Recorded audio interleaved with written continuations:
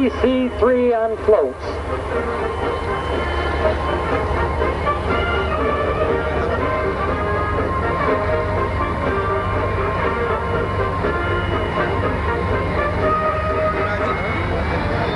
Now, I know you're going to want to get a picture of this thing. You talk about your unusual seaplanes. The floats on this thing look big enough so that you'd almost think they would require their own N number or a propeller on the nose of the float. Brian Beechard, age 10, is over here at the announcing stand. Your parents are lost. He's wearing a green and gray jacket down here at the announcing stand by the VIP tent.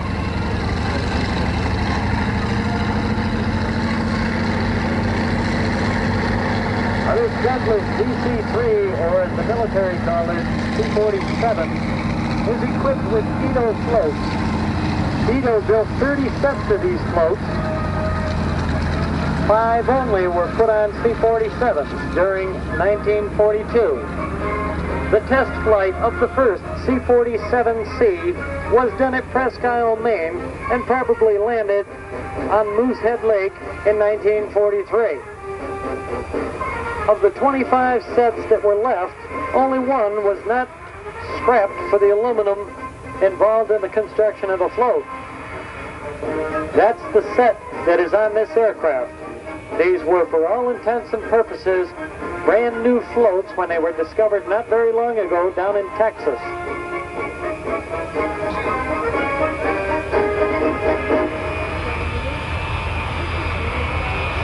The 5 that the military had were removed in 1945 and converted to a conventional C-47. As I said, this DC-3 right here to our front is the only one in the world on floats. The floats are 42 feet long, 5.5 feet wide, 5.5 feet deep, and they displace 29,800 pounds of water. It's owned by HBF Incorporated of Greenville, Maine, and it was installed at Folsom's Air Service up in Greenville. The pilot for today is Max Folsom, and Roger Holt is in the co-pilot seat. The mechanics on this airplane that keep it running and keep it in or out of the water is Dave Hall, Charlie Lader, and Rodney Folsom. It's amazing that with the size of the floats on the aircraft, it only slowed the airplane down 10 or 15 miles an hour.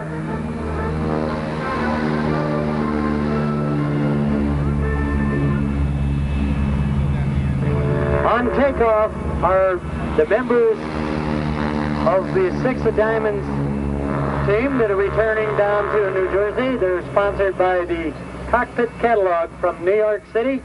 We also have a T-28 that is departing.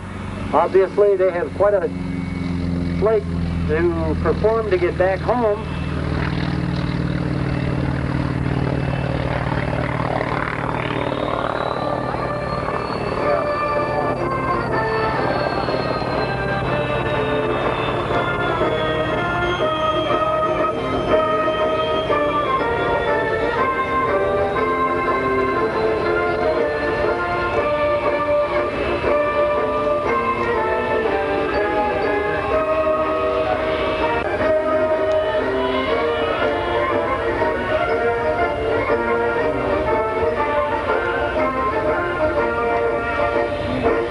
Brian Beechard, age 10, is down here at the announcing stand, and he's worried that Mom and Dad are going to leave him here.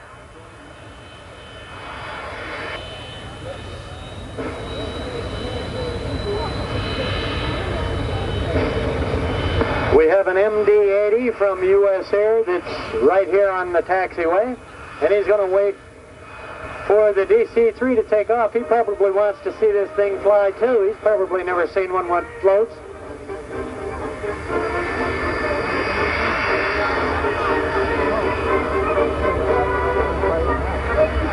There were only 5 of this type airplane constructed during the war years.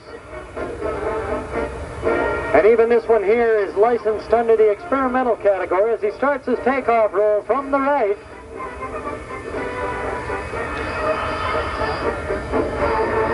ladies and gentlemen, the only DC-3 in the world on floats.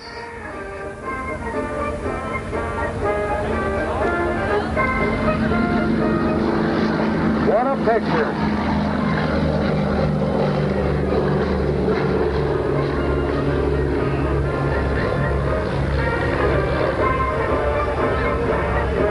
With all that aluminum hanging down underneath that aircraft, it only slows the airplane in cruise speed 10 to 15 miles an hour. It's amazing. Also taxiing into position down on the right end of the